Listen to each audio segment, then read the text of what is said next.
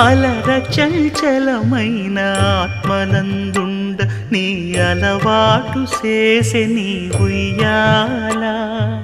అలర చంచలమైన ఆత్మలందుండని అలవాటు చేసే నీ ఉయ్యాల పలుమారు ఉచ్ఛ్వాస పవనమందుండ నీ భావంబు తెలిపే నీ ఉయ్యాల